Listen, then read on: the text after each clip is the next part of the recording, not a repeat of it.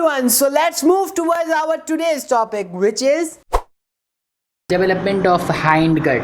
We have already discussed about the development of midgut and foregut, and as compared to those topics, this topic, that is development of hindgut, is very much easier and very short topic. Okay, but you have to remember that in the midgut I have told you that transverse colon, the half of the transverse colon will be developed from the midgut, and the half of the transverse colon it will be developed from the hindgut. Okay, so in this lecture we will talk about hindgut. Hindgut develops into transverse colon, descending colon, sigmoid colon, rectum, anal canal. Okay, and the ascending colon, the further we have discussed that further things will be developed from the midgut, and foregut will be developed into some other structures as well.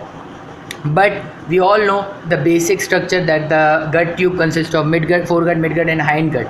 Now with the most important thing is the whole hindgut is supplied by inferior mesenteric artery. Okay, and like I said, the transverse colon, the half of the transverse colon is developed from the midgut, and the remaining half will be developed from the hindgut.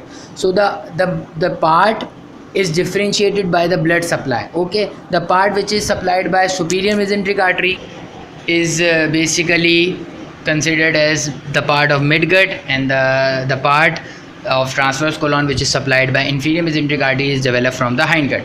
Okay, the most important thing and the very much interesting thing is that the terminal ending at the end of the gut tube, foregut, midgut and hindgut, the ending of the hindgut or in the ending of the gut tube has a swelling, and that swelling part, the swollen part is called as cloaca.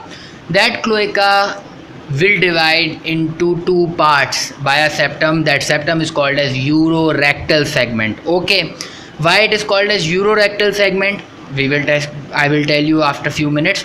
But that septum will divide the cloaca into two parts: the ventral part, that is anterior part, and the posterior part, that is dorsal part.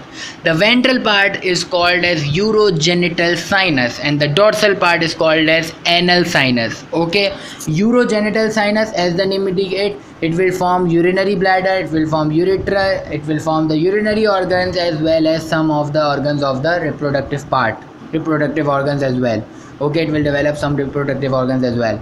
And if I talk about the anal sinus, as the name indicates, it will develop into anal canal and one more thing, that is rectum. Okay, now anal canal consists of two parts: the superior 2/3 part and the inferior 1/3 part. The superior 2/3 part is derived from hindgut, and it is supplied by superior rectal artery. This topic is very much important. The point is very much important, that the superior part is derived from hindgut and the inferior part is derived from anal sinus.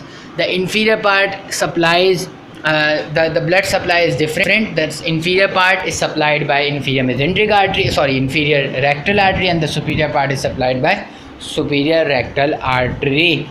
This was the whole topic regarding the development of, we have covered development of foregut, then we have discussed about the development of midgut, and now in this lecture we have discussed about the